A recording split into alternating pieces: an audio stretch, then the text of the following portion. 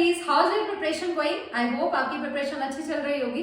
तो आज हम डिस्कस करने वाले हैं पीवाईक्यूज ऑफ ऑर्गेनिक केमिस्ट्री। कल मैंने आपको टॉपिक्स बताए थे कि कौन कौन से टॉपिक्स हैं या किस टाइप से क्वेश्चंस जो है वो पूछे जाते हैं। आज हम हर टाइप का एक एक दो क्वेश्चन जो प्रीवियस ईयर में आए हैं वो डिस्कस करने वाले हैं। तो हमारा फर्स्ट टॉपिक था गाइस नेम रिएक्शन। तो सबसे पहले आप देखिए कि आपको सारी नेम रिएक्शंस याद होनी चाहिए। वो कौन कौन सी रिएक्शंस हैं, नेम रिएक्शंस जो इंपॉर्टेंट है या जो आपके सिलेबस में है।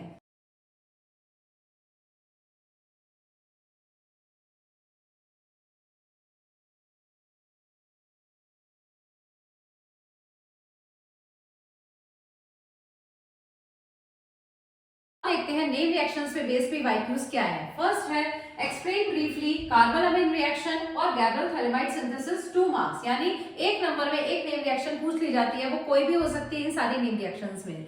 अदर क्वेश्चन है the synthesis of alkyl fluoride is best obtained by, और आपको ऑप्शंस दिए यानी एमसीक्यू फॉर्म में आपसे पूछा जा सकता है कि कौन सी नेम रिएक्शन है। तो आई होप आपको पता होगा, it is Swarts reaction. Next question है CH3CONH2 on reduction with NaOH and Br2 gives what gives in alcoholic medium। तो ये कौन सी रिएक्शन है आपको पता होना चाहिए। हॉफमैन ब्रोमाइड डिग्रेडेशन रिएक्शन, और हॉफमैन ब्रोमाइड डिग्रेडेशन में क्या होता है, अमाइड से बनता है अमाइन। तो योर आंसर विल बी, यहाँ पर CO का क्या हो जाता है, रिमूवल। तो आपका आंसर होगा B। ठीक है, तो इस तरह के क्वेश्चंस जो है वो प्रीवियस ईयर्स में आए हुए हैं। नेम रिएक्शंस डायरेक्ट है, आपको नेम रिएक्शंस एकदम अच्छे से याद होनी चाहिए, उनका रिएजेंट, उनका प्रोडक्ट, एवरीथिंग। उसके बाद नेक्स्ट टॉपिक आता है गाइस मैकेनिज्म।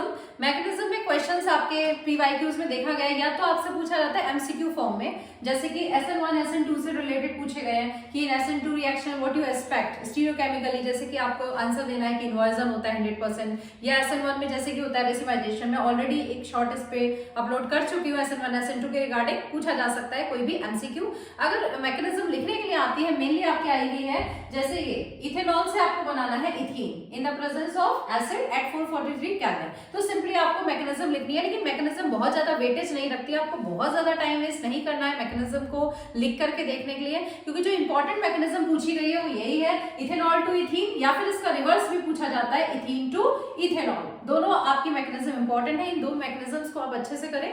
या इसके अलावा जो भी मैकेनिज्म है आपको देना है, बट बहुत ज्यादा मार्क्स में नहीं पूछी जाती, 1 या 2 मार्क में ही मैकेनिज्म आपकी पूछी गई है। उसके बाद नेक्स्ट कैटेगरी जो क्वेश्चंस की है वो है गिव रीजंस या अकाउंट फॉर द फॉलोइंग। इसमें आपको रीजन देना है, कोई भी आपको एक स्टेटमेंट दिया जाएगा उससे रिलेटेड ही आपको या तो वाई का आंसर देना होगा, और कभी कभी वाई नहीं होता, आपको गिवन होता है, कुछ आपको उससे रिलेटेड लिखना होता है। फॉर एग्जाम्पल ये पीवाईक्यूज में आए हुए हैं, ये 1 मार्क का रहता है, एक क्वेश्चन 1 मार्क का रहता है। तो आपको इसके लिए पॉइंट है, जो मेन चीज है आपके आंसर में उसको आप हाईलाइट करो, वो देखते ही आपको 1 मार्क मिलता है, ज्यादा लेंथी इसको लिखने की जरूरत नहीं है। फॉर एग्जाम्पल पहला है phenol is a stronger acid than alcohol. तो आपको पता है कि फिनॉल क्यों स्ट्रॉन्गर एसिड है, क्योंकि फिनॉल से जब H+ निकलेगा तो क्या बनेगा, फिनॉक्साइड आयन, जो कि बहुत ज्यादा स्टेबल होगा एज कंपेयर टू किसी भी अल्कोहल से अगर H+ निकलता है तो आपको सिर्फ यहाँ पर क्या मेंशन करना है, because phenoxide ion will form will be stabilized by resonance। तो 2-3 वर्ड है, phenoxide ion, resonance, stabilization, that's enough. तो 1-2 लाइन में ही आपको आंसर करना है। सेकंड है boiling point of alcohols decreases with increase in branching. किसी भी का भी बॉइलिंग पॉइंट है वो ब्रांचिंग के साथ आपको पता है क्या होता है, डिक्रीज। क्यों होता है, क्योंकि आप क्या लिखोगे, ब्रांचिंग से सरफेस एरिया क्या हो जाता है, डिक्रीज, और सरफेस एरिया डिक्रीज होने से van der Waals forces of attraction क्या हो जाती है, वीक हो जाती है। तो बस आपको इतना ही लिखना है। तो मेन चीज क्या है, because with branching surface area decreases, van der Waals forces decreases. ये 2 की वर्ड्स हैं आपके, ये वर्ड्स आपके हैं तो आपको मार्क्स मिलेगा। तो इसको ज्यादा लेंथी आपको खींचने की जरूरत नहीं है। अब इसके अलावा ये तो मैंने आपको पीवाईक्यू दिखाई जो आए हुए हैं, उसके अलावा जो जनरली पीवाईक्यूज में पूछे गए हैं, जो कॉन्सेप्ट जिन पे बेस्ड ये होता है रीजन, वो क्या होते हैं वो डिस्कस कर लेते हैं। तो वैसे तो अकाउंट फॉर द फॉलोइंग में कुछ भी पूछा जा सकता है, बट जनरली जो पूछा गया है वो ये है रिएक्टिविटी टुवर्ड्स रिएक्शन। जैसे पर्टिकुलर रिएक्शन में न्यूक्लियोफिलिक एडिशन रिएक्शन का पूछ लिया, एल्डिहाइड और कीटोन में कौन ज्यादा रिएक्टिव है और क्यों, तो आपको पता होगा एल्डिहाइड्स आर मोर रिएक्टिव। तो बस एक रीजन देना है, आप या तो लिख दो due two plus I effect in ketone, मतलब आप कीवर्ड डाल दो उसमें कि भाई प्लस आई इफेक्ट हो जाता है कीटोन में, या लेस स्टेरिक हिंड्रेंस होती है एल्डिहाइड में। तो ये जो कीवर्ड्स हैं वो आपको यूज करने हैं। इसके अलावा पूछा गया जैसे एसिडिटी या बेसिसिटी का आपको ऑर्डर नहीं पूछा जाएगा, आपको गिवन होगा already white is more acidic then this. तो जैसे अभी हमने देखा था अल्कोहल और फिनॉल में, तो या तो उसका रीजन किससे रिलेटेड होगा, स्टेबलाइजेशन फैक्टर से रिलेटेड होगा। स्टेबिलिटी किसकी वजह से आ सकती है, कहीं पे रेजोनेंस इफेक्ट हो सकता है, इंडक्टिव इफेक्ट हो सकता है, आपका हाइपर कॉन्जुगेशन इफेक्ट हो सकता है, या हाइड्रोजन बॉन्डिंग हो सकता है, ये सारे टर्म्स आपकी रहती हैं। या फिर स्टेबिलिटी है कि भाई फिनॉक्साइड आयन बना वो मोर स्टेबल है, तो इस कारण से या तो स्टेबिलिटी से रिलेटेड होगा। बाकी आपको पता ही होगा कि भाई इलेक्ट्रॉन रिलीजिंग ग्रुप्स क्या करते हैं, एसिडिटी को कम करते हैं, जबकि इलेक्ट्रॉन विड्रॉइंग ग्रुप्स एसिडिटी को बढ़ाते हैं। तो इस तरीके से क्वेश्चंस होंगे और इनका रीजन यही होता है due two plus are effect, minus I effect and so on. ठीक है, तो ये तरह के क्वेश्चंस आपको इस टाइप के क्वेश्चंस पूछे जाते हैं। उसके अलावा ऑर्थो पैरा डायरेक्टिंग है या मेटा डायरेक्टिंग है, तो आपको ऑलरेडी देखा कि व्हाइट इज मेटा डायरेक्टिंग या ये मेटा डायरेक्टिंग है, अकाउंट फॉर द फॉलोइंग। तो आपको रीजन ही देना है कि व्हाइट इज मेटा डायरेक्टिंग, तो आपको पता होगा कि वो क्या करेगा, कोई भी ग्रुप अगर ऑर्थो पैरा डायरेक्टिंग है तो क्यों होता है, क्योंकि वो इलेक्ट्रॉन रिलीज करता है at the ortho and para positions, तो वहां पर आ जाता है नेगेटिव चार्ज, तो इलेक्ट्रोफाइल इजीली अटैक करता है। कोई भी ग्रुप मेटा डायरेक्टिंग क्यों होता है, क्योंकि उसके ऊपर इलेक्ट्रॉन विड्रॉइंग ग्रुप लगा है, तो वो क्या करेगा, इलेक्ट्रॉन डेंसिटी को अट्रैक्ट करेगा टुवर्ड्स इटसेल्फ। और रेजोनेंस इफेक्ट कहां होता है, only at ortho and para position. तो ऑर्थो पैरा से उसने इलेक्ट्रॉन डेंसिटी अपनी तरफ अट्रैक्ट कर ली, तो अब क्या हुआ, वो हो गए प्लस चार्ज, लेकिन जो मेटा था वो था न्यूट्रल, तो अब इलेक्ट्रोफाइल कहां अटैक करेगा, मेटा पे। तो ये सारे रीजंस आपको लिखने होते हैं।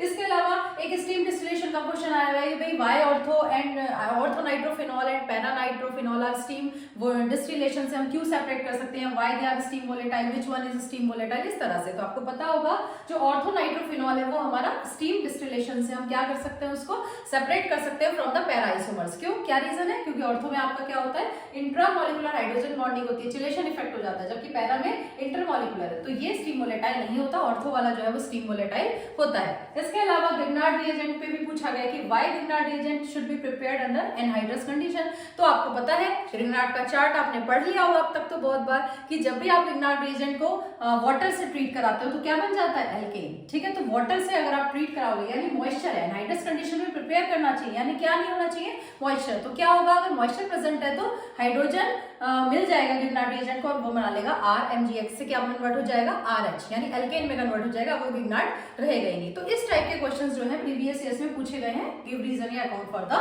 Following. Next category of question थी आइडेंटिफाई ABC, जिसमें ज्यादातर स्टूडेंट्स को प्रॉब्लम रहती है। तो इसमें दो तरह से क्वेश्चन आता है, एक थोड़ा इजी लगता है बच्चों को कंपैरेटिवली, और एक थोड़ा प्रॉब्लम की फॉर्म में दिया होता है, वो टिपिकल लगता है। हम दोनों टाइप के क्वेश्चंस करेंगे क्योंकि दोनों टाइप से ही पूछा जाता है बोर्ड एग्जाम में। तो पहले करते हैं इजी वाला तरीका, जैसे यहाँ पर है कि भाई ABC बताना है, आपको रिएक्टेंट दे दिया, आपको रिएजेंट दे दिया, अब आपको प्रोडक्ट बताना है कि क्या बनेगा। तो सबसे पहली बात, इन क्वेश्चंस में नेम रिएक्शंस बहुत ज्यादा इन्वॉल्व होती है। जैसा कि मैं पहले भी कह चुकी हूँ, नेम रिएक्शंस बहुत इंपॉर्टेंट है, आपके टिप्स पे होना चाहिए, वो इन क्वेश्चंस में भी आपको हेल्प करती है, कन्वर्जन्स में भी आपको हेल्प करती है, और डायरेक्ट क्वेश्चन भी उन पे आता है, MCQ में भी आता है। तो नेम रिएक्शंस को बिल्कुल भी आप छोड़ेंगे नहीं। फॉर एग्जाम्पल यहाँ देखो, ये था C6H5NO2, इसमें आपने डाला Fe+HCl, तो आपको पता होना चाहिए कैसा एजेंट है, रिड्यूसिंग एजेंट है, ये क्या कराएगा, रिडक्शन। और एक बात जो मैं आपको बार बार बोलती हूँ कि all nitrogen containing compounds reduces to amine, कोई भी नाइट्रोजन कंटेनिंग कंपाउंड हो, चाहे नाइट्रो हो, चाहे साइनाइड हो, व्हाटएवर, वो रिडक्शन के बाद क्या बनाता है, ऑलवेज अमीन। तो इस तरह से यहाँ पर बन जाएगा प्रोडक्ट A हो जाएगा हमारा, रिडक्शन होगा तो C6H5NH2, क्योंकि जो हमारा नाइट्रोजन कंटेनिंग कंपाउंड है वो कन्वर्ट हो गया किसमें, अमीन में। उसके बाद ये रिएक्शन मैं आपको बता चुकी हूँ कौन सी है, डाइएजोटाइजेशन रिएक्शन NaNO2+HCl, और यहाँ पर क्या है, टेम्परेचर है बहुत कम, जिसकी ट्रिक भी मैंने आपको बताई थी कि अनिल नैनो कार लेके दार्जिलिंग गया। तो अनिल मतलब एनिलीन, ये एनिलीन है, आप इस फॉर्म में लिखो या बेंजीन की फॉर्म में लिखो, इट इज एनिलीन। तो एनिलीन यानी अनिल नैनो कार लेके दार्जिलिंग गया। दार्जिलिंग मतलब क्या बनने वाला है, डाइजोनियम सॉल्ट, और दार्जिलिंग में टेम्परेचर रहता है कम, मैं आपको ऑलरेडी ट्रिक बता चुकी हूँ। तो अब आप देखो, इससे आप बना दो डाइजोनियम सॉल्ट, तो C6H5 या बेंजीन, फिनाइल जो भी आप लिखते हो, और ऊपर आप लिख दोगे N2+ एंड Cl-, तो आपका प्रोडक्ट हो गया B। तो इस तरह से क्वेश्चन आते हैं। तो इसमें जनरली आपकी सारी नेम रिएक्शंस ही इन्वॉल्व होती है, या फिर इंपॉर्टेंट रिएक्शन जो बेसिक है, जो आपको पता होना चाहिए। चलिए सेकंड क्वेश्चन करते हैं, CH3Cl रिएक्ट विद KCN। अब KCN से रिएक्ट करेगा, तो आपको पता है Cl is a good leaving group, तो Cn क्या करेगा, इसको रिप्लेस कर देगा, तो आपका एक प्रोडक्ट जो बनेगा वो क्या होगा, CH3Cn, क्योंकि जो Cl था वो रिप्लेस हो गया किससे, Cl से। अब इसका LiAlH4, ये आपको पता होना चाहिए कि रिड्यूसिंग एजेंट है, अब इसका होगा रिडक्शन। अगेन मैंने आपको बताया all nitrogen containing compounds reduces to amine, जितने भी नाइट्रोजन कंटेनिंग कंपाउंड है वो सब के सब रिड्यूस होते हैं अमीन में, तो आपको सोचना ही नहीं है। अब रिड्यूसिंग एजेंट है तो कितने कार्बन है आपके पास, 2 कार्बन है और 1 नाइट्रोजन, तो 2 कार्बन और नाइट्रोजन वाला क्या बन जाएगा आपका, अमीन बन जाएगा। N जो ये साइनाइड का N था वो कन्वर्ट हो गया NH2 में। अब आपको पता होना चाहिए कौन सी रिएक्शन है, अगेन नेम रिएक्शन है, कार्बन अमीन रिएक्शन। इसकी भी मैंने आपको ट्रिक चैनल पे बता रखी है। तो इसमें आपको पता होना चाहिए कार्बन अमीन रिएक्शन में क्या बनता है, आइसोसाइनाइड। तो अब आपका प्रोडक्ट क्या बन जाएगा, CH3CH2, जो आपका NH2 है तो किस में कन्वर्ट हो जाएगा, NC में। तो इस तरह से आपके क्वेश्चंस आते हैं आइडेंटिफाई ABC के, जो आपको अगर सारी नेम रिएक्शंस लर्न है या जितनी भी इंपॉर्टेंट रिएक्शंस है वो लर्न है तो आपको टफ नहीं लगेंगे। तो अब जो नेक्स्ट टाइप के क्वेश्चंस पूछे जाते हैं ABC आइडेंटिफाई करने वाले, वो होते हैं प्रॉब्लम क्वेश्चंस, जैसे कि ये गिवन है। अब 3 मार्क्स में ये क्वेश्चन आया है। तो अब आप देखो क्या दिया है, N alkene with molecular formula C5H10। आपको पता है 5 कार्बन वाला एल्कीन है। और ozonolysis gives a mixture of 2 compounds B and C। आप सभी को ओजोनोलिसिस का प्रोडक्ट बनाना आता होगा। एक बार क्या करना है, आपको एल्कीन लिखना है और जहां डबल बॉन्ड है उसको ब्रेक करके दोनों side C double bond O कर देना है। जो C डबल बॉन्ड C था उसको आप ब्रेक करो। क्या होता है ओजोनोलिसिस में, जो C डबल बॉन्ड C है, पीछे आपकी जो भी चेन है, ब्रांचिंग है, वो सब सेम रहेगा। जो C डबल बॉन्ड C है उसको आप ब्रेक कर लो और इसको किस में कन्वर्ट कर दो, C डबल बॉन्ड O में। और सिमिलरली यहाँ पे दूसरा प्रोडक्ट बनेगा, जो कुछ पीछे है सब सेम है, यहाँ बन गया आपका C डबल बॉन्ड O। तो ये आपका करना होता है। तो अब C5H10 है, 5 कार्बन है और एल्कीन है, क्लियर है। ओजोनोलिसिस 2 कंपाउंड मिलेंगे B and C। अब हमें ये देखना है कि वो कंपाउंड्स कौन से होंगे, मतलब 5 कार्बन की स्ट्रेट चेन है या कहीं ब्रांचिंग है। तो उसके लिए कुछ हिंट्स दिया, आपको इनफ हिंट्स दिए होते हैं। एक हिंट से समझ में नहीं आता, दूसरा दिया होता है, तीसरा दिया होता है, पर आपको अच्छे से जो चीजें हैं वो लर्न होनी चाहिए। जैसे इसमें टेस्ट के बारे में डिस्कशन करा गया है, टॉलेंस, बैलेंस, आइडोफॉर्म टेस्ट। ये आपको क्लियर होना चाहिए कि कौन देता है कौन नहीं देता। आई होप पता ही होगा। आइडोफॉर्म टेस्ट के लिए क्या जरूरी है, CH3C double bond O group होना जरूरी है। तो अब देखते हैं, इन्होंने कहा कंपाउंड B जो है वो फैलिन सॉल्यूशन का पॉजिटिव टेस्ट दे रहा है, या फैलिन टेस्ट देता है पॉजिटिव। तो फैलिन टेस्ट कौन देते हैं, एल्डिहाइड्स। तो इसका मतलब ये बिल्कुल क्लियर है कि जो हमारा एक B कंपाउंड है वो क्या है, एल्डिहाइड। हमें इतना समझ में आ गया कि जो B है वो क्या है भाई, एल्डिहाइड है। ये तो क्लियर हो गया। उसके बाद जो कंपाउंड C है उसके बारे में और B के बारे में ये भी लिखा है साथ साथ कि it also reacts with I2 and NaOH। आपको पता होना चाहिए किसका रिएजेंट है भाई, I2 and NaOH, iodoform test. और आइडोफॉर्म टेस्ट कौन देता है, जिसमें कौन सा ग्रुप हो, CH3C डबल बॉन्ड O। तो बस अब तो आपको पूरा B पता चल ही गया। आपको पहले पता चला फैलिन टेस्ट दे रहा है पॉजिटिव, इसका मतलब ये क्या है, एल्डिहाइड। दूसरा ये आइडोफॉर्म टेस्ट दे रहा है, तो इसमें कौन सा ग्रुप होगा, CH3C डबल बॉन्ड O। देखो कुछ अलग चीजें भी हैं, जो इस ग्रुप के अलावा भी कुछ है, ऐसी चीजें बता रखी है मैंने आपको चैनल पे कि जो देते हैं हाइड्रोफॉर्म टेस्ट। लेकिन जब भी प्रॉब्लम क्वेश्चंस में आएगा तो वो एक्सेप्शन या माइनर चीजों में से नहीं आता, जो मेजॉरिटी है उसी पे बेस्ड क्वेश्चन आता है। तो मेजॉरिटी कौन देता है, CH3CO ग्रुप वाला। तो अब आपको पता है B कंपाउंड एल्डिहाइड भी है और CH3CO भी है। तो आपको पता चल गया भाई एल्डिहाइड तो CHO होता है। तो कंफर्म है कि B हमारा ये है, क्योंकि CH3CO ग्रुप भी है उसमें और एल्डिहाइड है तो CHO होता है। तो कंफर्म हो गया B। अब आपको और भी श्योर हो गया कि जब 5 कार्बन की एल्कीन थी उसमें से 2 कार्बन वाला एल्डिहाइड है। तो आपको इतना तो समझ में आ गया कि 2 कार्बन के बाद क्या है, डबल बॉन्ड। अब देखते हैं कि जो बाकी के 3 कार्बन है वो किस तरह से अरेंज है।